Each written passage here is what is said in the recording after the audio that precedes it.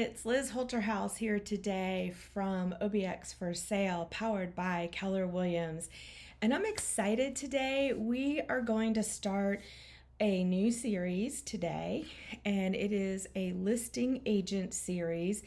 And this is coming post NAR lawsuit settlement with the Department of Justice. There's just so much misinformation out there, and I just thought we would start with the basics. So, how do you choose a rockstar listing agent to sell your property? And that's what we're going to talk about for the next. I've got this wrapped out to be 16 series, 16 weeks, so 16 videos in this series. So today we're going to talk about experience and expertise. Many times people will hire the first agent they talk to, and that's okay. But just pause for a moment and take a deep breath and think about buying and selling real estate. It is oftentimes the biggest purchase investment that you will ever make in a lifetime. Who do you want to represent you? Does experience matter to you? Does a track record matter to you? What type of person do you want to align yourself with? Who do you want to do business? And experience does matter, and who you do business with absolutely matters. I've been in this business a long time. Since 1995, I was licensed. I've been in general sales for over 25 years. I kind of flirted with real estate sales for a very long time when I was younger, for many reasons, but the experience I got in the immediate peripheral of real estate sales has been invaluable to me and my clients over the years. I spent time as a property manager. I spent a long time as a real estate paralegal, closing transactions for other agents. I saw a lot of bad habits and a lot of just sloppiness doing that. I also now know what it feels like to be on the other end of that. So we try very hard to make it as easy as possible and to give the most complete file to our attorneys and their paralegals as possible. And we try to make sure we are absolutely available to them anytime during business hours to answer questions or to fill in blanks, that type of thing, and assist them in getting your closing across the finish line. Because at the end of the day, if they fail, we all fail. If I fail, we all fail. And we are a team, and I put together the best rockstar team for you as a seller as I possibly can, and then I jump in with both hands and both feet and help them get this closing across the finish line. So I got to know when to get out of the way because it's not my area of expertise, but hiring the person that is an expert at what they do is so incredibly important to me. So it's not just me and my experience and my stats, but it's also who I bring to the table and what I bring to the table for you. And this is what you should be looking for in a realtor. And I'm not saying you have to choose somebody that has 25, 30 years of experience. I'm just saying do a little bit of research. Make sure that this isn't their very first closing and you're out there wanting to sell a $3 million oceanfront home. Because it's a bit intimidating, even as a seasoned agent. The first time you sell a big home like that, it's intimidating, and it should be. It really should be. Also, make sure they live and work primarily in the area that your home is in. There's nothing wrong with a Virginia agent selling property in Moyock. It's right there at the border. But when a Virginia agent is selling their neighbor's home, their Virginia neighbor's home in Corolla, and they've hardly ever spent any time up there, and there are so many pitfalls in coastal markets, they're not doing that seller a disservice. They really should just refer that business out at that time. And you're not doing yourself a service by choosing your neighbor or perhaps your friend. You should ask them for a referral. You should say to them, I know you're an agent and I know you're you're licensed in that area, but I really would like a referral to someone who is a rock star in that area, and let them refer you to somebody. Otherwise, I would say go out and do some research, ask for a couple of referrals, open up a browser and Google real estate agents. Ask your neighbor who just sold his home, who represented him. Look around, take notice of whose signs you see, but interview 1 to 3 agents, or 2 to 3 agents. I wouldn't interview just one. Interview 2 to 3 agents to see who you feel you want to work with, because personalities matter as well. They always do.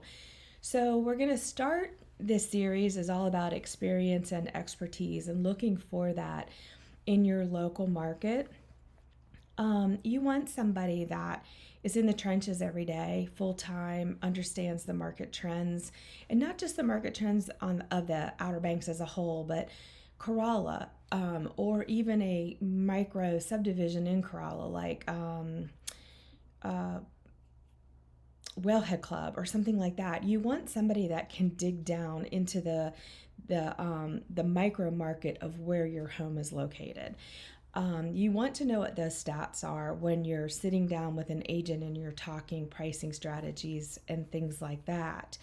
I am a luxury agent with KW. I've earned into that program, and that just gives me more places that my luxury listings, and luxury is a definition of $1 million or greater in sales price. It just gives me an edge and a little bit more of an opportunity to feature my clients' homes in luxury publications online. I'm also a certified listing professional. That's a certification I have, and I just went through a class, and it's a listing presentation class, that type of thing, to kind of hone you on the newest and the greatest skills and kind of bring you up to date on what your clients are looking for today in the year 2024. And this is something that you can have an agent that's got 30 years experience that doesn't even know how to text. And this is for real. There's still flip phones out there. Then you can have an agent with 30 years experience that is leading the charge with technology. And I'm somewhere towards the leading of the charge. I'm not a great code writer or anything like that, but I love technology and I embrace it, and I'm a constant learner. I'm in and out of seminars at least once a quarter. I read voraciously. I want to find ways to better serve my clients on the platforms they're on and in the ways in which they choose to communicate. I've got clients all over the world, so I've got to be able to communicate in a way that someone in Japan can communicate, for instance, that type of thing. And how do we keep them abreast of what's going on when there's a 12-hour difference, that kind of thing. So we have all kinds of systems put in place, so even if it's after hours, they know where they are in their transaction. I would also ask your agent what their stats are. The MLS can tell you what the average days on market is and what the average list to sales price is. My average days on market outperforms the MLS, which means every agent in MLS, and my list to sold price is outperforming the average MLS and most of the agents in MLS. And so listing strategies are big. There's nothing more damaging to a seller and his or her success than days on market. Days on market is a seller's biggest enemy. You want to price a home right. You want to stick to your price. You want to get it right going out the chute immediately. Get it right as you're going online, and your results will be remarkable. If you have to adjust a price, you want to do so quickly, because you don't want those days on market climbing. And so, the market, the buyer, consumer wants to know, well, what's wrong with that house? Why has it been sitting there? Something must be wrong with it. And that's just human nature. So get out there and interview 2 to 3 agents, 4 agents. And this doesn't mean you have to bring 4 to a listing presentation. Just get on the phone with 2 or 3 agents and just see who you think is going to better serve you, and then go from there. There's no right or wrong way to do it, but there are things that you should be looking for. How long they've been in the industry, what is their track record, how are they serving the real estate community outside of sales, what are their specialties, what is their designations, buyer agent designation, luxury agent designation, certified listing professional designations, what do their online reviews look like, Google, Zillow, places like that. And I'll tell you, I've got reviews all over the place. I am not an agent that buys Zillow leads. I've bought very few in my entire career. I am a Zillow agent, premier agent, and I do have quite a long list of reviews on there. I have switched to getting reviews on Google, and then more so on my own social media and my own 2 websites. And my website is obxforsale.com and obxforsale.kw.com are my 2 websites. And on both sites, you can see reviews and things like that. The obxforsale.kw.com is a newer website with KW. My obxforsale.com website has been with me since the early 2000s. So go out there, check me out. I hope this helps you in choosing an agent. I would also say, what is their gold standard? What services are they providing? Are they using an iPhone and your pictures are, all over the place and blurry? Are they hiring a professional photographer? Because it matters. Are they doing drone photography? Because that matters. Are they doing some video? Are they doing 3D Matterport tours? Not all houses call for those, but it's nice on some of the bigger ones that are 3 levels to have a Matterport tour that people can kind of, go through the house just like they would if they were staying there. They're kind of neat because you can measure areas and blow rooms up and things like that. But what is that gold standard of that agent? What are they doing?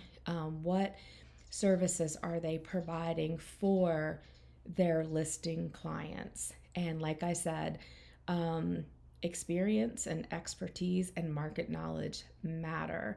And because of that, who you hire really matters. This is Liz Holterhouse, obxforsale.com, powered by Keller Williams, kicking off our How Do You Choose a Rockstar Listing Agent in our Listing Agent series. Hope to see you again. Don't forget to like and follow us. Thank you.